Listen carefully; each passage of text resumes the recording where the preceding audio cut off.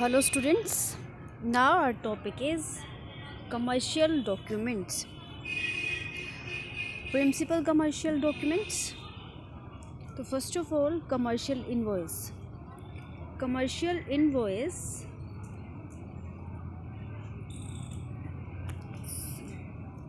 is the basic and most important document by the exporter in the standardized format. ठीक है, standardise format मतलब कि पहले से ही सेट किया गया है कि ये वाला फॉर्मेट होगा, इसी के अंदर डीलिंग करनी है. ओके, तो स्टैंडर्डाइज फॉर्मेट होगा. It provides a list of shipped goods and a detail of other charges.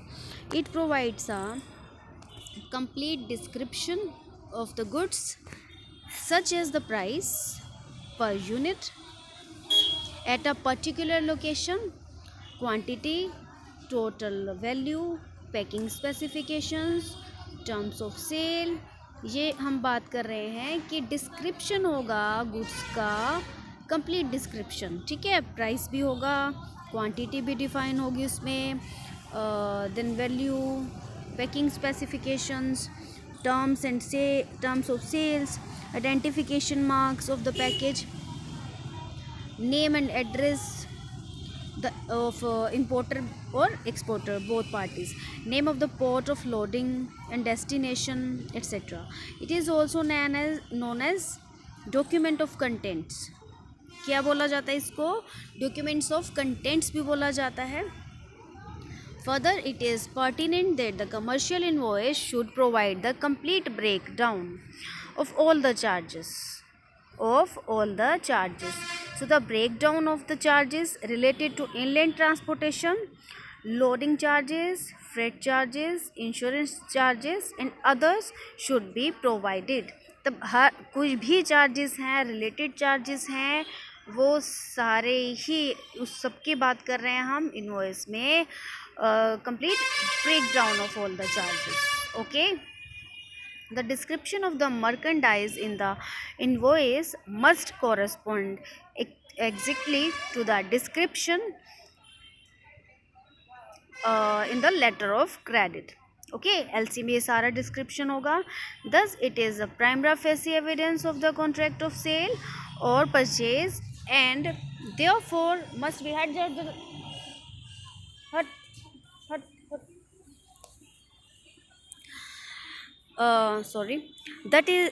thus it is a prima facie evidence of the contract of sale or purchase and therefore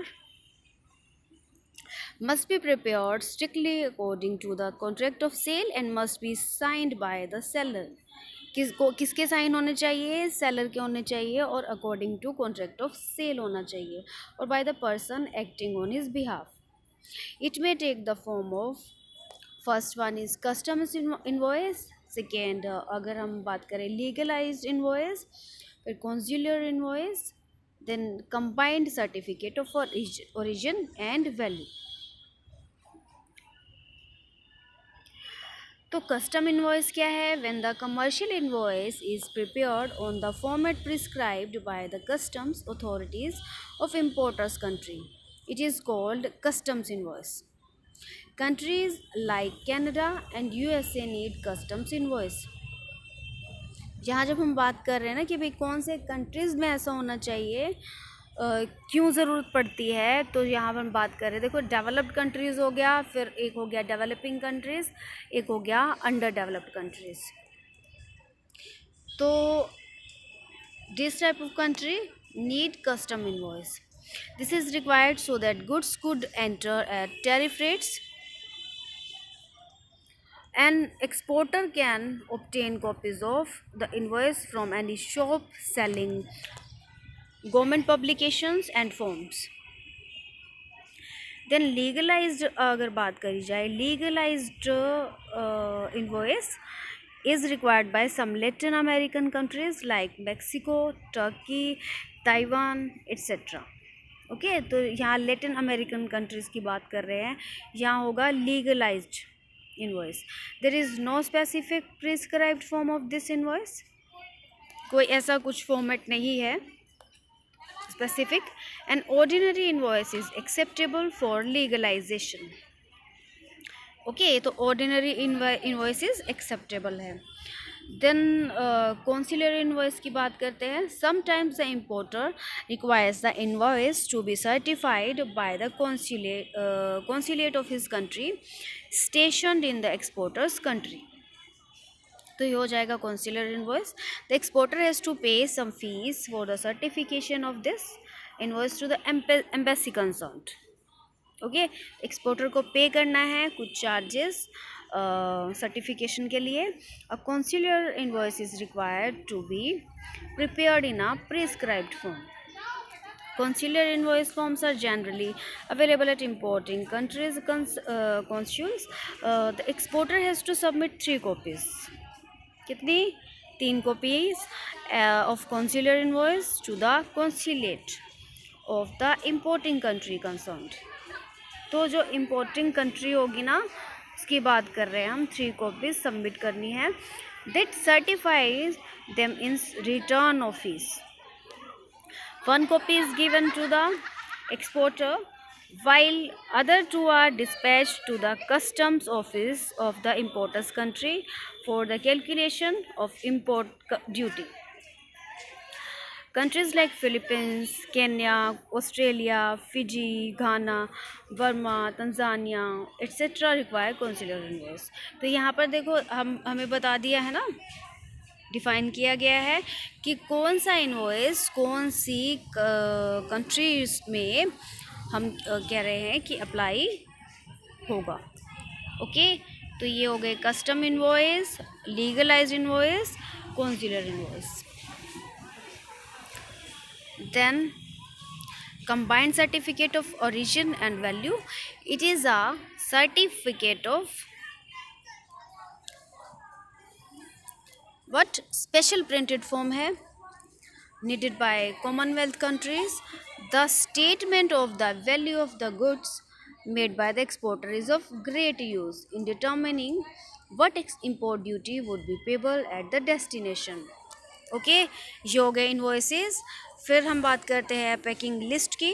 the packing list a consolidated statement in prescribed format is a detailed itemization of the goods content with in.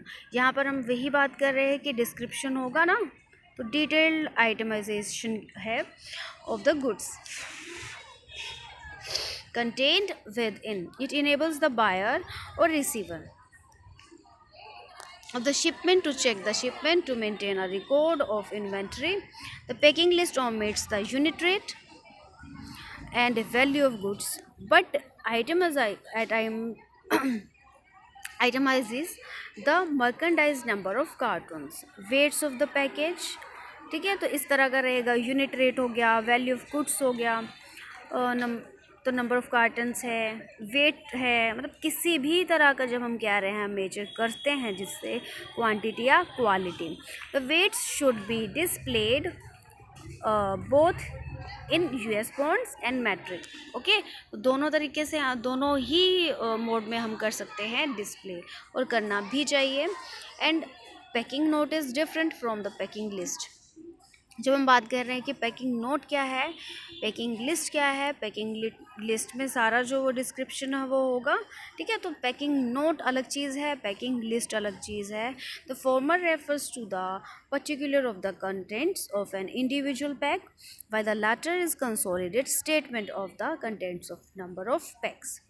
क्या है जो हमारा packing note है, refers to the particular of the contents of an individual pack। तो particulars होंगे, contents होंगे, पर individual pack के होंगे। जबकि packing list में क्या होता है, is a consolidated statement of the contents of number of packs। तो यहाँ individual होगा, यहाँ पर हम कह रहे हैं number of packs होगा, बहुत सारे हो सकते हैं। तो subject to the instructions of the buyer, a specific number of copies of the packing list are prepared। ठीक है, तो ये हो गया packing list।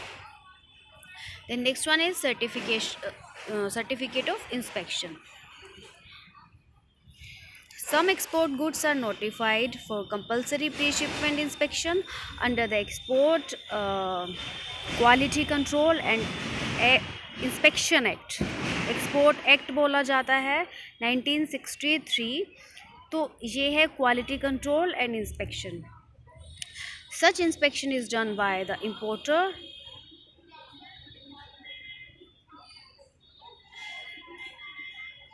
कौन करता है inspection? Export inspection agencies, and they issue the certificate of inspection. अच्छा, इंस्पेक्शन के बाद क्या होता है? सर्टिफिकेट ऑफ इंस्पेक्शन इशू करा जाता है if satisfied as per norms. Okay, तो इशू इंस्पेक्शन के बाद हो जाएगा। Where compulsory inspection is not required by the export inspection agency, the exporter has to get the inspection done through private inspection agency और through any other arrangement as per agreement between the importer and exporter. ठीक है, जो कि agreement हुआ होगा दोनों parties के बीच में, तो उसके थ्रू अरेंजमेंट होती है। Next is insurance policy, or we can say certificate of insurance. This is a document indicating insurance of the cargo. क्या इंडिकेट कर रहा है? इंश्योरेंस पॉलिसी है, देन हम कह रहे हैं कार्गो के इंश्योरेंस के लिए। The cargo is insured by the exporter and the policy is issued by the insurance policy और इंश्योरेंस कंपनी। ओके, तो policy is issued by the insurance company. The insurance policy and insurance certificate are different from each other. जो insurance policy है और जो insurance certificate है वो दोनों एक दूसरे से बहुत अलग हैं। The latter is just an evidence of insurance. जो इंश्योरेंस सर्टिफिकेट है वो सिर्फ हम कह रहे हैं एविडेंस है इंश्योरेंस का, and farmer is insurance certificates. Policy क्या है, सॉरी, इंश्योरेंस सर्टिफिकेट क्या है? एविडेंस है इंश्योरेंस का। और जो इंश्योरेंस पॉलिसी है farmer states the detailed terms and conditions of insurance of the goods. Okay, तो ये इंश्योरेंस पॉलिसी है और सर्टिफिकेट ऑफ इंश्योरेंस है, तो इनमें थोड़ा थोड़ा सा डिफरेंस है, ये क्लियर करना है। अच्छा, एक बिल ऑफ लेडिंग जो है ना वो बहुत इम्पोर्टेंट टर्म है।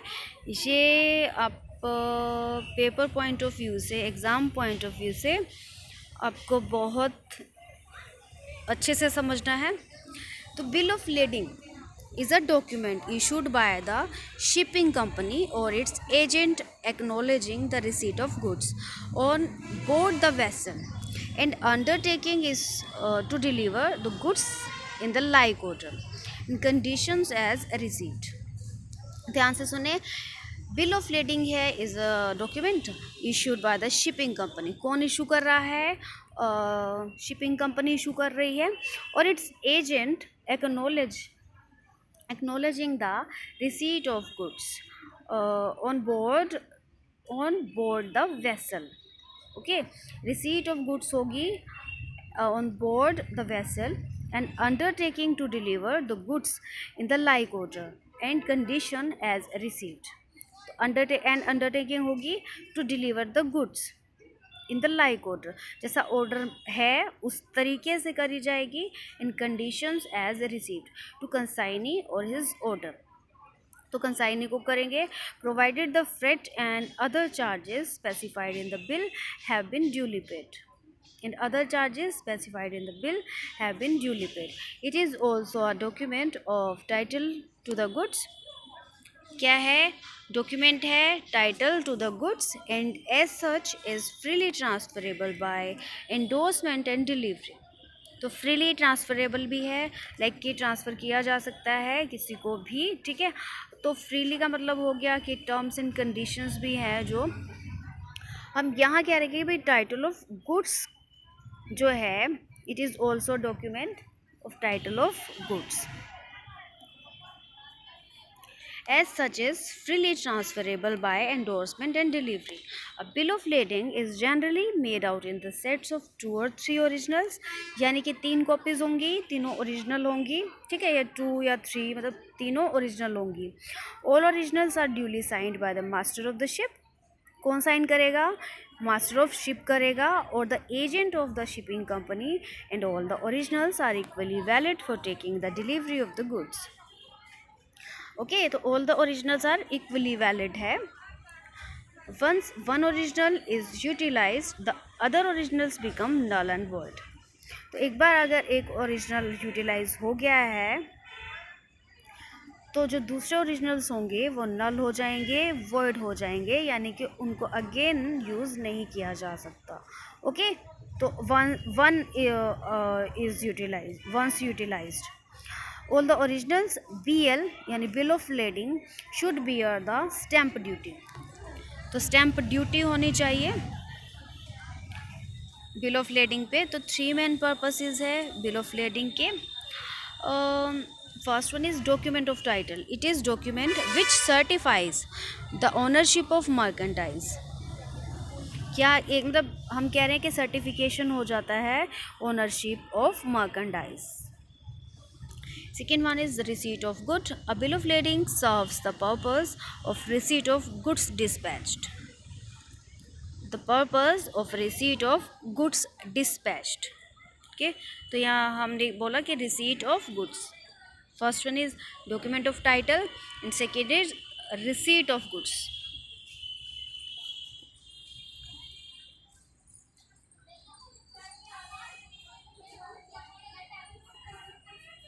Then a contract of carriage करते हैं.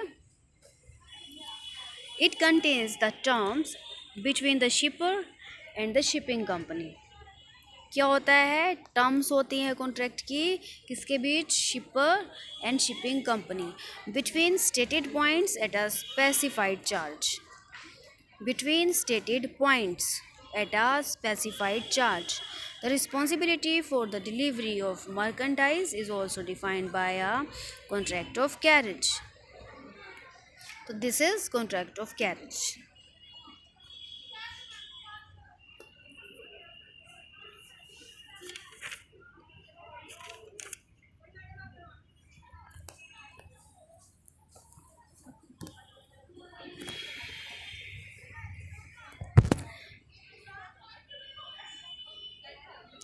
Now, types of bill of lading. First one is clean bill of lading. A clean bill of lading is one which does not bear any superimposed clause or annotation which expressly declares a defective condition of the goods. यहाँ हम बात कर रहे हैं कि इस पे कोई मतलब ऐसा नहीं है, सुपर इम्पोज क्लोज नहीं है, एनोटेशन नहीं है, ठीक है, which expressly declares a defective condition of the goods or of the packaging. It acknowledges the receipt of goods apparently in good condition and without any qualification. It does not contain any adverse remark about the condition of the goods. ठीक है, कोई मतलब ऐसा negative चीज़ नहीं लिखी होती है इस पर. तो क्लीन बिल ऑफ लेडिंग हो गया. Then closed or dirty bill of lading. This is a bill containing additional clauses limiting the responsibility of the shipping company. किसकी रिस्पॉन्सिबिलिटी होगी, शिपिंग कंपनी की. And indicating defective conditions of goods. Thus this bill qualified with certain adverse remarks. देखो नाम से पता चल रहा है ना, क्लोज्ड और डर्टी बिल ऑफ लेडिंग. तो एडवर्स रिमार्क्स भी हो सकते हैं such as goods insufficiently packed in accordance with the Carriage of Goods by Sea Act. तो देखो यहाँ पर अगर इनसफिशिएंटली कर दिया ना तो this is a adverse remark. Okay, तो ये क्या शो कर रहा है, dirty bill of lading. Then stale bill of lading. This has been held too long before it is passed on to bank for negotiation or to the consignee or his agent is termed as stale bill. ध्यान से सुने. It has been held too long before it is passed on to bank for negotiation or to consignee or his agent is termed as stale bill. Therefore, BL should be presented to the negotiating or collecting bank soon. Okay, collecting होनी है, negotiating होनी है. After it is issued by the shipping company, so that is made available to the importer before the ship carrying the goods arrives, to avoid fines and other inconvenience. If this can't be done, the banks will consider bill as stale. Okay, तो ये हो गया stale bill of lading. Then हम बात करते हैं direct bill of lading की. This BL is issued when the initial vessel takes the consignment from the port of shipment to the port of discharge. जो initial when the initial vessel takes the consignment from port of shipment to the port of discharge. Thus it is issued when cargo or goods are carried in same vessel up to the port of destination. तो ये हो जाता है direct bill of lading, जबकि goods जो हैं same vessel में हम कह रहे हैं up to the port of destination issue करते हैं. Next is transshipment or through bill of lading.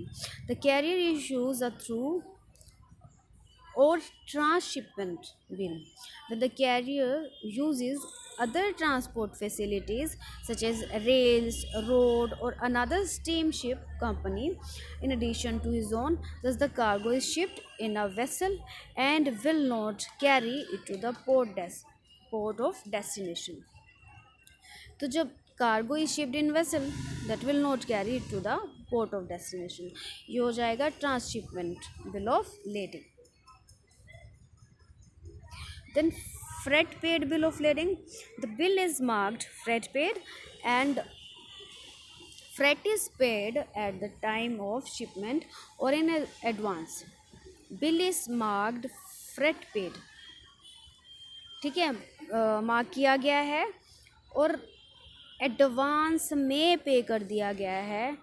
तो freight paid bill is issued when goods are exported on CIF basis. अब CIF जो है तुमने कर लिया था ना, ये जो सारे टर्म्स हैं ये कर लिए थे, वो जो हमने करा था बोर्डिंग का इनको टर्म्स में. तो ये सारे क्लियर करने हैं आपको, what CIF stands for.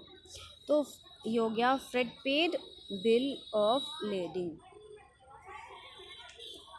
Next one is freight collect bill of lading. The bill is marked freight collect when freight is not paid and is to be collected from the consignee. यहाँ हम बात कर रहे हैं कि mark कर दिया जाता है freight collect when the freight is not paid it is to be collected. ठीक है, अभी पे नहीं हुआ है फ्रॉम द कंसाइनी, नहीं कलेक्ट हुआ है on the arrival of goods.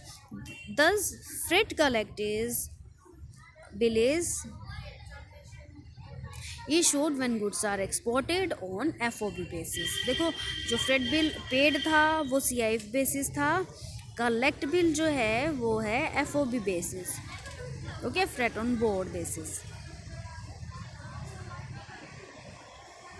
Next one is charter party bill of lading. Charter party bill of lading. When the exporter for the shipment of goods hires a vessel or substantial part of vessel, then charter party BL is issued.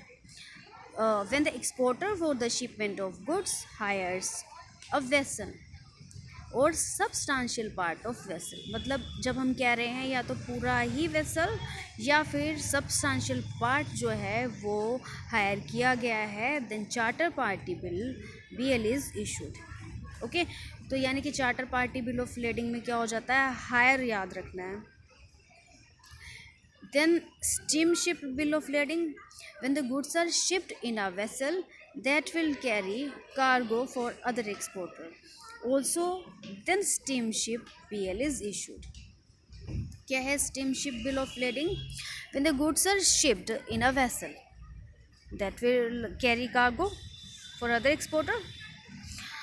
Also, then steamship BL is issued. तो that will carry cargo. It means that the exporter himself does not need to hire the whole vessel or substantial part of it. Whole नहीं करना है hire. Next is short form bill of lading. Short form bill of lading is one which does not contain whole of the terms and conditions and clauses of the bill. In this bill, a reference of another document is given from where all the terms and conditions and clauses can be taken. Okay तो ये सारे हैं types of bill of lending. ये test लिया जाएगा इसका, ठीक है. ये सारे टर्म्स जो हैं आपको याद कर लेने हैं.